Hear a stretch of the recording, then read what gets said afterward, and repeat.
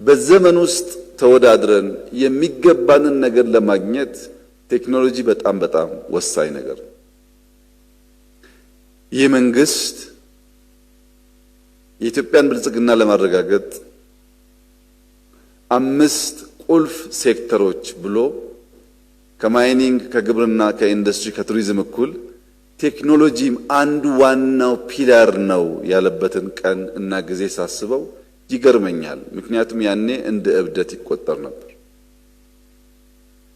ያኔ ስንወያይ ቴክኖሎጂ በዚህ ፍጥነት ኢትዮጵያ ውስጥ እያንዳንዱን ዜጋ ኢምፓክት ማድረግ ይችላል ብሎ የሚያምን 2-3 ሰው ማግኘት ከባድ ነበር።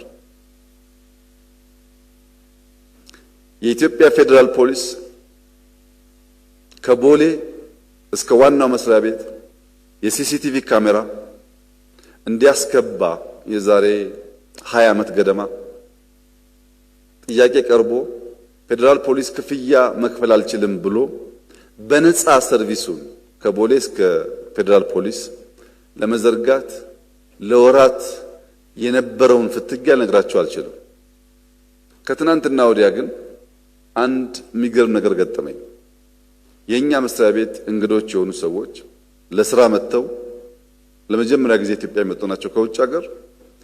ቀን ተዘዋውሮ ሪቨርሳይድ የከተማ ኮሪደር አይተው በኢትዮጵያ ተደንቀው እንዴት የምታምር ሀገር ናት ብለው ማታ ላይ ከሀያት ሆቴል ወጥተው ወክ ሲያደርጉ 2-3 ሰዎች በጋራ ሄደው ሞባይላቸውን ይሰርቁባቸዋል። ቀኑ ሙሉ ሲያደንቁ ሲያመሰግኑ ነበር የዋሉት ልጆቹ። ማታ 4 ሰዓት ገደማ ሞባይል ተወሰደባቸው። 4 ሰዓት ከ5 4 ሰዓት ከ10 ለአዲስ አበባ ፖሊስ ተደወለላቸው። ብታምኑም ባታምኑም 9 ሰዓት ከ5 ሰዓት በኋላ 9 ሰዓት ላይ አንኳክቶ የአዲስ አበባ ፖሊስ ሞባይላቸው መለሰላቸው።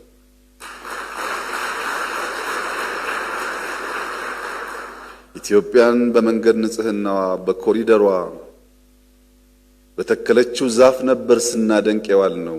ይሄንን ተአምር ግን አልጠበቅንም። እንኳን በነፃ አንኳክቶ በራችን የሚያመጣ ፖሊስ ገንዘብ ተደራድረን ከፍለን እንኳን መልሰን ስልካችን እናገኛለን ብለን አልገመትንም ብለው ደስተኝነታቸውን ሲገልጹልኝ የኔ እንግዶች ናቸው። እንኳንም ያኔ ሲሲቲቪ ያጨቃጨቀን፣ እንኳንም ያኔ ለምነን ተለቅተን ሰራ ነው። ለሌሎች አይደለም ለኔ መልሶ ከፈለኝ ነገር ማለት ነው እያየው